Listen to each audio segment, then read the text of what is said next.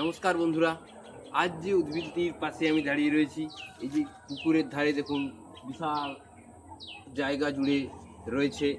এটি গ্রাম বাংলার একটা অত্যন্ত অতি পরিচিত উদ্ভিদ। এটি হলো কচু। এর বিজ্ঞানসম্মত নাম কোলোকেসিয়া স্কুলেন্টা। বিভিন্ন ধরনের কচু আমাদের এই বাংলাদেশেই পাওয়া যায় এবং আরও বিভিন্ন প্রজাতির কচু পৃথিবীর বিভিন্ন দেশে ছড়িয়ে রয়েছে। মূলত মৌসুমী জলবায়ু অঞ্চলে এই কচুকে দেখতে পাওয়া যায়। বিভিন্ন প্রকারের কচুর মধ্যে আমরা ওল কচু, মান কচু, দুধ কচু, মুখী কচু, এইসব কচুর কথা আমরা জেনে থাকি। এই যে জলের ধারে যে কচুটি হয়েছে, কচু গাছগুলি হয়েছে, এটি সম্ভবত জল কচু নামে পরিচিত। এই কচু গাছের পাতাটি আমরা ছোটোবেলায় অত্যন্ত নস্টালজিক হয়ে বন্ধুরা যদি দেখেন, আমি একটু জল দেওয়ার চেষ্টা করবো বন্ধুরা। দেখুন বন্ধুরা, কচু গাছে দেখুন বন্ধুরা, রোদ পড়ে কচু গাছের পাতায় জলটা কত সুন্দর হীরের মতো চকচক করছে এবং কচুর পাতায় এই জল একটুও লাগছে না। এইটি একটি এর বিশেষ বৈশিষ্ট্য।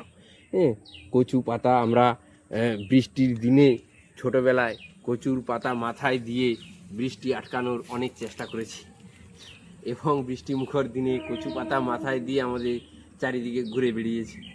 যাই হোক বন্ধুরা, সেই সব শিশুকাল পেরিয়ে এখন আমরা কচু গাছের যে সমস্ত উপকারিতা রয়েছে সেইগুলি আমরা জানার চেষ্টা করব। কচুতে প্রচুর পরিমাণে আয়রন রয়েছে এবং ফাইবার রয়েছে এবং অ্যান্টিঅক্সিডেন্ট সমৃদ্ধ একটি খাবার কচু।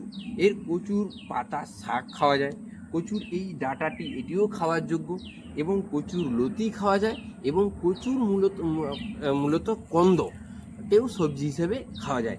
অর্থাৎ কচু গাছের কন্দ থেকে, লতি থেকে, এই কচু গাছের পাতা, কচুর শাক এবং কচুর ডাঁটা সবকটি অংশই খাওয়ার যোগ্য এটি এবং এটি খুব একটি উপকারী খাদ্য হিসেবে পরিচিত।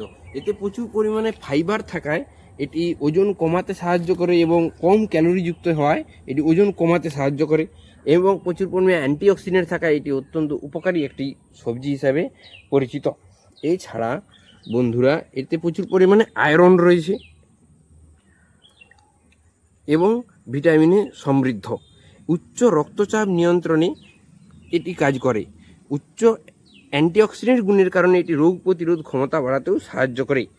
কচুর বাটা, কচুর শাক, কচুর লতি চিংড়ি মাছ দিয়ে, সর্ষে দিয়ে রান্না অনেকেরই খুবই প্রিয়। আপনারা কারা কারা কচুর কোন অংশ কীভাবে খান এবং কীভাবে কচু আপনাদের কাছে কার কাছে প্রিয় সেটি কমেন্টে জানাতে অবশ্যই ভুলবেন না বন্ধুরা।